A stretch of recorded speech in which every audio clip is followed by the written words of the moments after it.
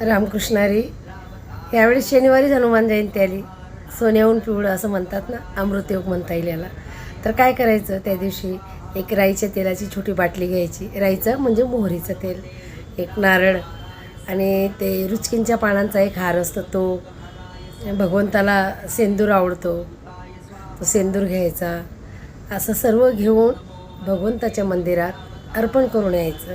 नमस्कार करायचा. त्यांचा वाढदिवस आहे, म्हणजे जयंती आहे, हनुमान जयंती खूप सुंदर पद्धतीने साजरी करायची. आणि उद्या जेवढं तुम्हाला शक्य होईल हनुमान चालीसा म्हणायचा. आणि हनुमंताची 12 नावे तुम्हाला सांगितलीच आहे मी आधी, ते पण म्हणायचं.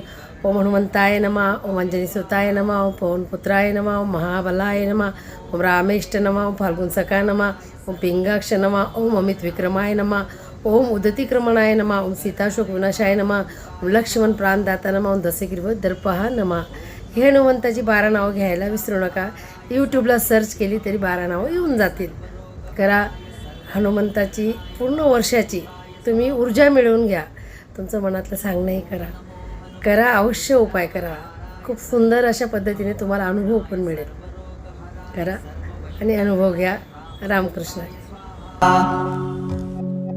ओम नमो हनुमते रुद्रावताराय सर्वशत्रुसंहारणाय सर्वरोगहराय सर्ववशीकरणाय रामदूताय स्वाहा. ओम नमो हनुमते